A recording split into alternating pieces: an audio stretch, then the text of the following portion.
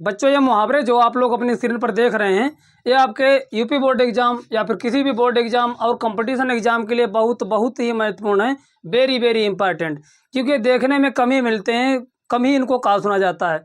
तो कुछ मुहावरे आपकी डिस्प्ले पर स्क्रीन पर लिखे हैं, बाकी हम आपको बाद में बताएंगे।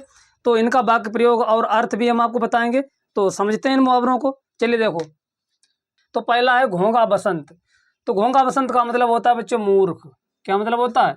मूर्ख, जो मूर्ख हो। अब इसका वाक्य में प्रयोग कैसे करेंगे? रमेश बहुत बड़ा ही घोंघा बसंत है। मतलब अगर कोई पागल व्यक्ति होता है तो उसको हम मूर्ख कह सकते हैं या फिर क्या कह सकते हैं? घोंघा बसंत कह सकते हैं। जैसे अमन को पढ़ना लिखना नहीं आता है, वो तो बिल्कुल घोंघा बसंत है। अगला देखो, सब धान बायस पसेरी। सब धान बायस पसेरी का मतलब है सबके साथ एक समान व्यवहार करना। सबके साथ एक समान व्यवहार करना या फिर समानता का व्यवहार करना। समानता का व्यवहार करना मतलब सबको एक जैसा देखना, सबके साथ एक जैसा व्यवहार करना। ये देखो, सावधान बायस पसेरी का अर्थ हुआ। इसका वाक्य में प्रयोग कैसे करेंगे?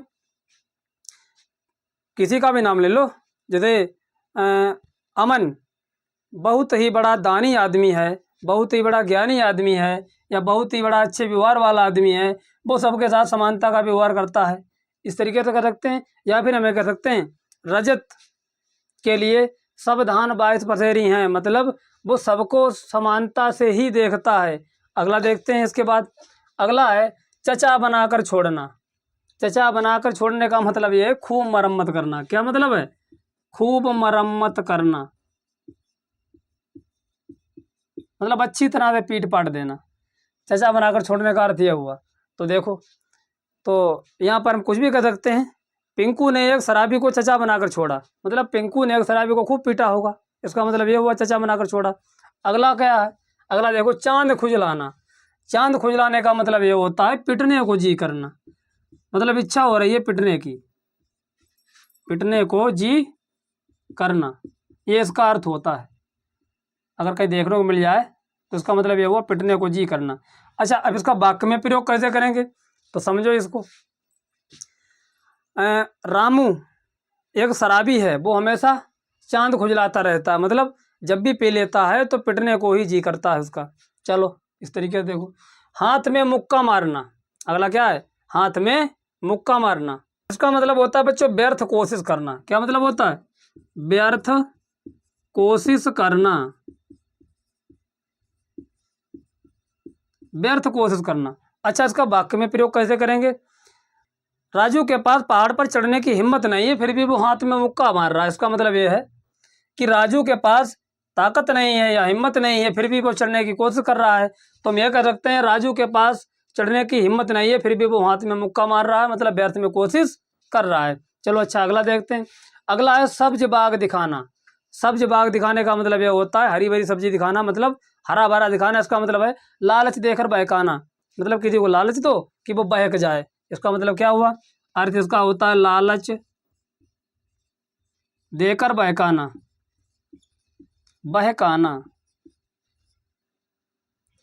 चलिए इसको वाक्य में प्रयोग कैसे करेंगे? अमर अमर सर्वेश को सब्ज बाग दिखा रहा है। क्या दिखा रहा है? अमर सर्वेश को सब्ज बाग दिखा रहा है, मतलब लालच देकर बहका रहा है और अपना काम उससे करवा रहा है। चलो अगला देखते हैं। अगला है सत्तू बांध के पीछे पड़ना, बुरी तरह तंग करना। इसका अर्थ होता है बुरी तरह, बुरी तरह से तंग करना, बुरी तरह तंग करना किसी को। सत्तू बांध के पीछे पड़ना का मतलब होता है बुरी तरह तंग करना, मतलब किसी को हमेशा सताते रहना, हमेशा तंग करते रहना। इसका वाक्य में प्रयोग कैसे करेंगे? अमर सर्वेश को, अमर सर्वेश के पीछे सत्तू बांध के पड़ा है, या अमर सर्वेश को सत्तू बांध के पीछे पड़ गया है। तो इस तरीके से इसका मतलब ये है कि वो उसको बुरी तरह से हमेशा तंग कर रहा है। अगला है राम कहानी। तो राम कहानी का मतलब बच्चों ये होता है आप बीती, आप बीती। अच्छा, वाक्य में प्रयोग कैसे करेंगे? वाक्य में प्रयोग हम लोग कहते नहीं भैया सुनाओ राम कहानी, इसका मतलब है अपनी बीती सुनाओ। तो राम कहानी का मतलब ये है आप बीती। इसका वाक्य में प्रयोग कैसे करेंगे? अमर सर्वेश से राम कहानी सुन रहा है, या अमर सर्वेश कह रहा है कि सुनाओ भैया अपनी राम कहानी। चलो अगला देखो, हिंदी की चिंदी निकालना। अब हिंदी की चिंदी निकालना ये थोड़ा देखने में आपको कठिन लग रहा होगा, क्यों? ये सभी वैसे भी थोड़े थोड़े कठिन है, क्योंकि ये चलन में कम है, लोग इनको कहते सुनते कम है। हिंदी की चिंदी निकालना, इसका मतलब क्या हुआ?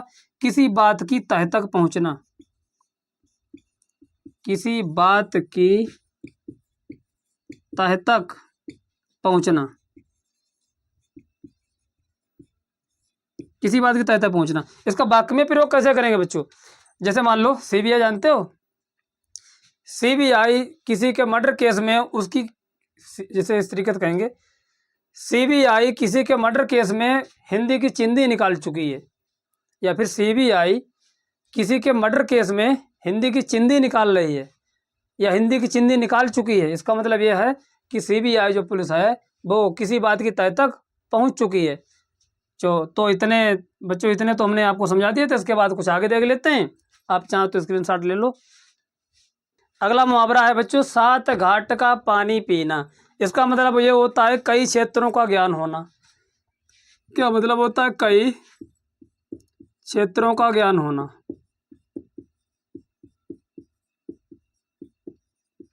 मतलब बहुत से क्षेत्रों का ज्ञान होना। अब इसका वाक्य में प्रयोग कैसे करेंगे? धर्मेंद्र एक बहुत ही अच्छे शिक्षक हैं, उनको कई विषय पढ़ाने आते हैं। तो इस तरीके का वाक्य में प्रयोग आप कैसे करेंगे?